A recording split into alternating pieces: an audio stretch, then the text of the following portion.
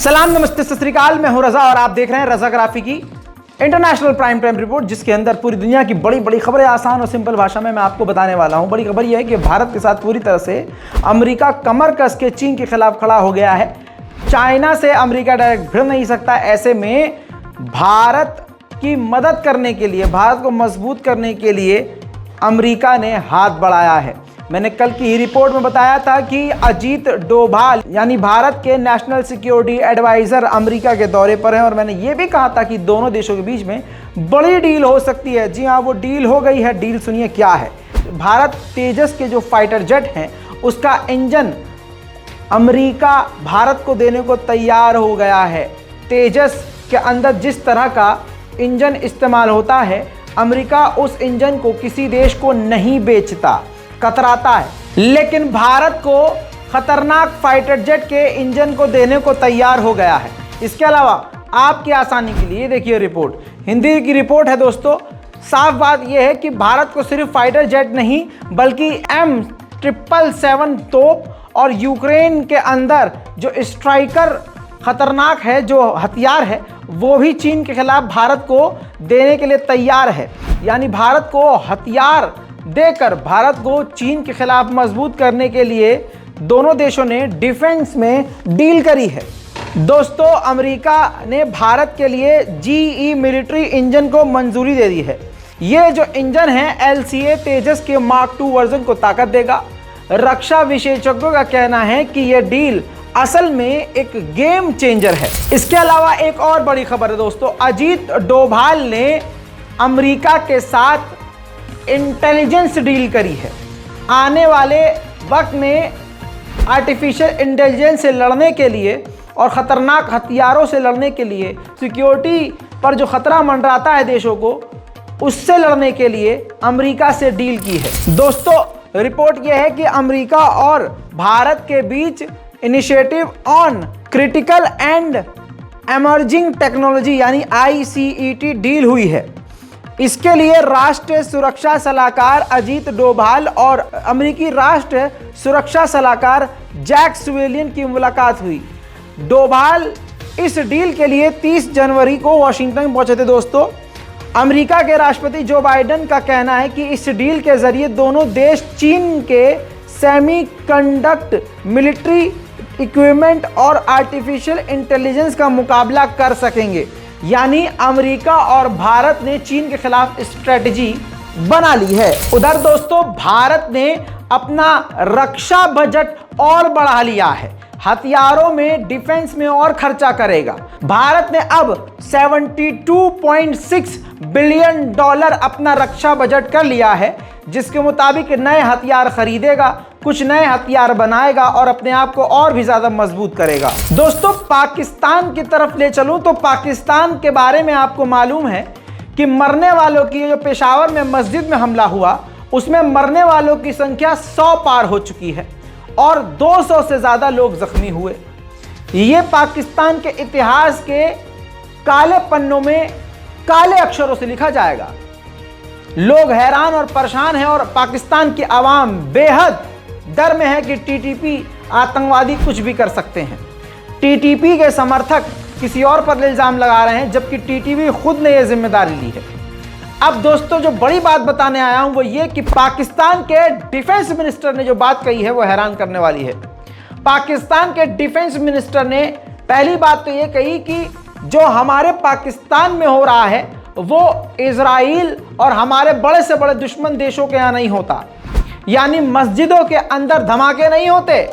भारत के अंदर, इजराइल के अंदर मस्जिदों के अंदर धमाके नहीं होते। लेकिन अफसोस की बात यह है कि हमारे पाकिस्तान में हो रहा है। साथ में उन्होंने आगे बढ़कर अफगानिस्तान की तालिबान सरकार को लपेट दिया और कहा कि ये जो आतंकवादी हैं ये अफगानिस्तान और पाकिस्तान के बॉर्डर पर पल रहे हैं। इशारा अफगानिस्तान की तालिबान की तरफ था। अब इनके इस बयान के बाद यहीं रोक के आपको बता दूं कि तालिबान के फॉरेन मिनिस्टर भड़क गए। ये देखिए, इन्होंने वीडियो जारी करी है, वीडियो में बयान जारी किया है और बयान जारी करके उन्होंने पाकिस्तान को ज़बरदस्त तरीके से लड़ा लगाई है। तालिबान के फॉरेन मिनिस्टर आमिर खान मुत्तकी ने कहा है पाकिस्तान को अपना कचरा दूसरों के घरों में फेंकना नहीं चाहिए। पाकिस्तान अपनी समस्याओं को खुद देखे और इसके लिए अफगानिस्तान और किसी और को जिम्मेदार ठहराना छोड़ दे। पाकिस्तान को पेशावर धमाके के लिए अफगानिस्तान को जिम्मेदार ठहराना सही नहीं है। आने वाले समय में इससे और रिश्ते खराब हो सकते हैं। पाकिस्तान मुहतरम वज़ीर साहिबानो न हम हिल कवो सिद खपल बाम वावरिदी द बल चा पे बाम न वराची खपल मुश्किलात पे खपल कोर की उगोरी मुगदा मशवरा वर कवो सिद पेखवर द चावदनी दकीका पलटन वकई दा सिमा ल जंग व बारूतो ल चावदन सर बलद दा हिच इम्कान न लरी जान मर गई या वास्का। अब ऐसा हो नहीं सकता कि पाकिस्तानी कोई नेता बयानबाजी कर रहा हो और वो भारत को छोड़ दे। पाकिस्तान के फॉरेन मिनिस्टर ने इसी बयानबाजी में भारत को लपेट दिया। कहा कि जो टीटीपी और आतंकवादी अफगानिस्तान के बॉर्डर का इस्तेमाल करके पाकिस्तान के चेक पॉइंट पर आकर हमला करते हैं, भारत उनकी मदद करता है।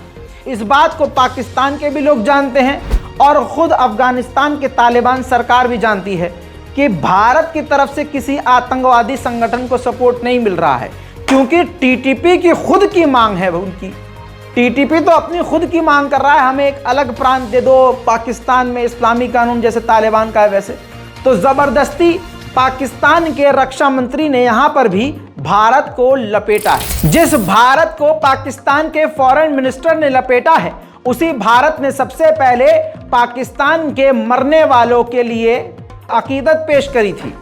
अब देखिए, भारत के साथ खड़े होने के 2 दिन बाद अफसोस चीन ने जताया और कहा कि हम हमेशा साथ रहेंगे और हमें काफी दुख हुआ। और इस धमाके की निंदा अमेरिका ने सबसे आखिर में, यानी चीन के बाद अमेरिका ने भी निंदा की कि ये जो भी पाकिस्तान में हुआ है ये सरासर गलत है, नहीं होना चाहिए। अब दोस्तों, भारत के ऊपर इल्जाम लगाने वाले और दूसरे देशों पर, अफगानिस्तान या किसी और पर या ईरान पर इल्जाम लगाने वाले पाकिस्तानियों को खुद पाकिस्तान के इंटीरियर मिनिस्टर ने जवाब दे दिया है। मैं एक्सप्लेन नहीं करूंगा क्योंकि आपके सामने वो वीडियो रखने वाला हूं जिसमें पाकिस्तान के इंटीरियर मिनिस्टर खुद इस बात को एक्सेप्ट कर रहे हैं कि हमने आतंकवादी दहशतगर्द पाले और आज वो हमारे लिए ही खतरा हो रहे हैं।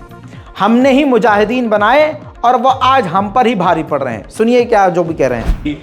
मेरे senior defence minister Khawaja Asif साहब ने बात की है, ये इज्तमाई गलती, कौमी गलती ये हुई हैं, ये लैप्सेस हुई हैं।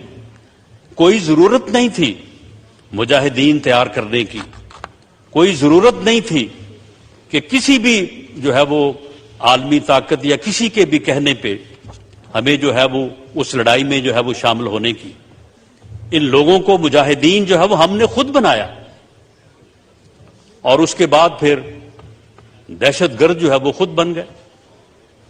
ये एक अलमिया है, अब इसकी मैं तफसील में जो है वो नहीं जाना चाहता, लेकिन मैं ये बात जहां पे ये सारी बातें दुरुस्त हैं जो ख्वाजा आसिफ साहब ने भी की और मेरे भाई नूर आलम खान साहब ने भी की कि हम में कोताहियां भी हैं, हम में लैप्सेस भी हैं, लेकिन ये बात भी अपनी जगह पे है कि हमारे लॉ एनफोर्सिंग एजेंसीज के ऑफिसर्स, हमारे जवान जो है, रोज की ये खबर है, मामूल है, ये रोजाना जो है वो इंटेलिजेंस बेस्ड ऑपरेशन जो है वो होते हैं।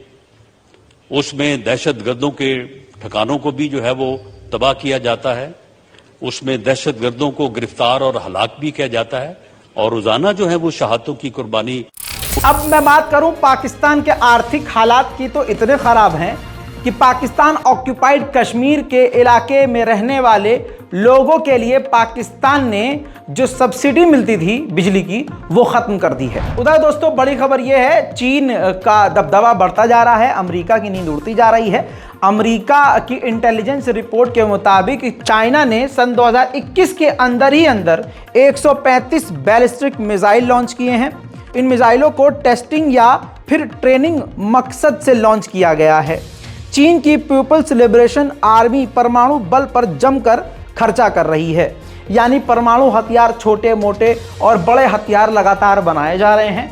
मिसाइल और एयर डिफेंस सिस्टम समेत आर्टिफिशियल इंटेलिजेंस से लैस बड़े बड़े हथियारों को बनाया जा रहा है। उसके पास क्रूज मिसाइल से लेकर परमाणु हथियार ले जाने वाली इंटरकॉन्टिनेंटल बैलिस्टिक मिसाइल ICBM की ताकत भी मौजूद है। अगस्त 2021 में तत्कालीन अमेरिकी Congress speaker Nancy Pelosi Taiwan की यात्रा पर गई थी।